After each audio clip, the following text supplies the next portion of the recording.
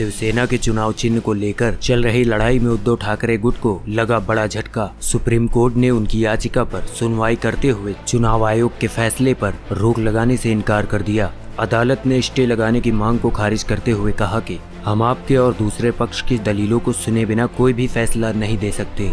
यानी शिवसेना के सिंबल का और नाम का अधिकार फिलहाल एकनाथ शिंदे गुट के पास ही रहेगा। हालांकि इस बीच सुप्रीम कोर्ट ने इलेक्शन कमीशन को भी सिंबल अलॉट करने के लिए सही तरीके का सुझाव दिया है। सुप्रीम कोर्ट ने इस मामले में चुनाव आयोग और शिंदे गुट को नोटिस जारी कर इस मामले में जवाब मांगा। 2 हफ्ते बाद फिर इस मामले पर सुनवाई होगी। लेकिन इस बीच सुप्रीम कोर्ट ने इलेक्शन कमीशन को पार्टी सिंबल किसे मिले इसे तय करने के लिए सिर्फ नंबर्स नहीं बल्कि दूसरे तरीकों को भी आजमाने का सुझाव दिया।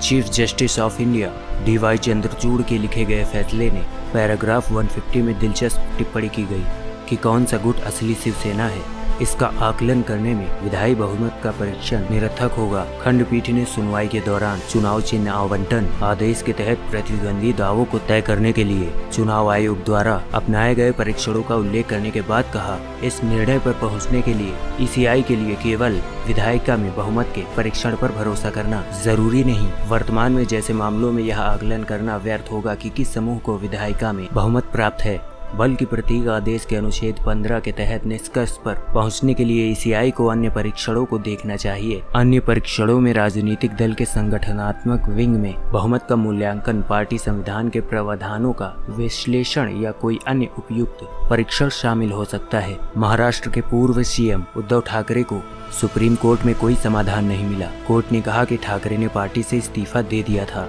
इसलिए उन्हें सरकार में वापस नियुक्त नहीं किया जा सकता।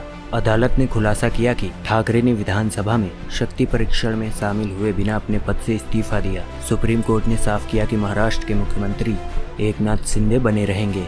सुप्रीम कोर्ट ने कहा कि पिछले साल जून में पूर्व CM उद्धव ठाकरे के खिलाफ बगावत करने वाले शिंदे और 15 विधायकों को अयोग्य नहीं ठहराया जा सकता। सुप्रीम कोर्ट ने भगत सिंह कोश्यारी के इस घोषणा को खारिज कर दिया कि ठाकरे ने विधायकों का बहुमत खो दिया है। CJI DY चंद्रचूड़ की अध्यक्षता वाली बेंच ने मामले की सुनवाई की। उद्धव के लिए वरिष्ठ वकील कपिल सिब्बल और अभिषेक मनु सिंघवी ने बहस की।